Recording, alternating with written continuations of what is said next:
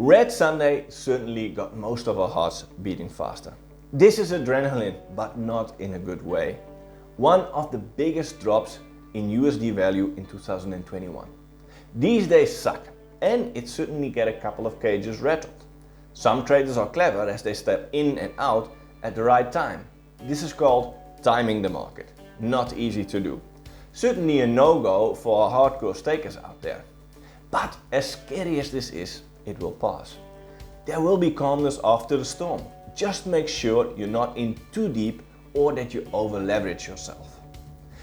Welcome to the channel Simon Says, and today I'm going to give you my thoughts on the market crash and if we should take our money out.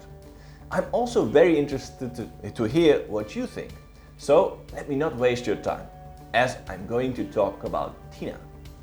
It's time to talk about our new wife, so please meet our lovely lady Tina. And Tina stands for There is no alternative. We all know that the real value of cash is dropping harder than a brick in the ocean. One only has to look at the stock market to see what crazy valuations are out there in the middle of a pandemic. Coinbase, for example. Okay, the big money, the so-called smart money, has never really been in cash, but rather into debt or assets. And those debt values are also shrinking. They place it into real estate and shares and many other clever investments. These are just doing fantastic. One just has to look at the house prices as they are growing at a record pace. This, while the average man or woman doesn't have an extra cent more to spend, actually less. It's weird. How is this possible? The working man and woman are the one that really gets hit hard because they are the ones that save. Save? That's like a curse word.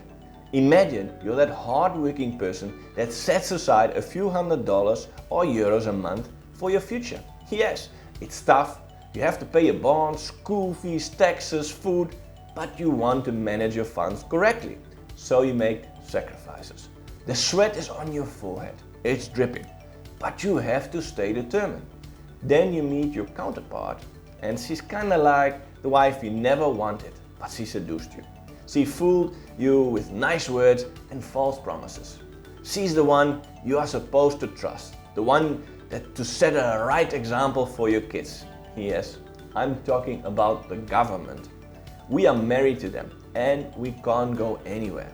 And sad to say, they are cheating on us. If only we could apply for a divorce. They throw the principles of good financial governance down the window and into the toilet. And they spend, spend, spend and spend. You are grounded while she's out there going onto a shopping spree with your last business credit card. What would happen if we all had to live like this? Are the banks not going to knock on your doorstep anymore? Sorry sir, you're overspending. Your credit cards are not gonna stop? Sorry sir, we have to cut up your credit card. What? I didn't even spend anything. Well, sorry, she did. Are they not gonna take away your houses when you default and place it on the auction for a next person to strike a bargain? So many end up on the street because of a lack of money. Remember the housing bubble in 2007? The world has just turned upside down.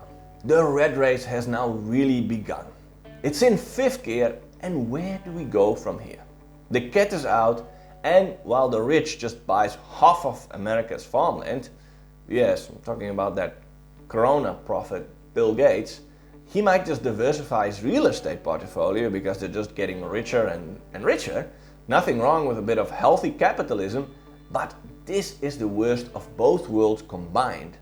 So, for the most folks out there, the ones with less than $100,000 worth of saving, that's a nice champagne bottle between Zuckerberg and Gates, they just don't have enough to buy that extra house for a passive income or invest it in the overinflated stock market. Nah, I wouldn't go there right now. Gold and silver, they are a good store of value and it's wise to hold some, but it's not revolutionary. There comes crypto. A new tech, new ideas, new possibilities, new inventions and innovations, and a new form of money, faster than it's ever been. This is where the middle class meets its new wife, Tina. And sorry guys, the other one is just banging up on the rich guys. This is what crypto can be, a revolution, a store of value, secure, decentralized, with sound economics and full of possibilities. Yes, a sort of bank account for the poor without expensive fees, a new infrastructure of finance that will create people to have new possibilities. Internet 2.0. So don't give up on this dream, believe in it, because it's real and it's happening. In a few years from now, you won't even see this dip on the graph. We have to treasure our new wife, Tina, through good times and through bad times. Yes, you will have countries like Turkey and China and India that is gunning for the crypto market.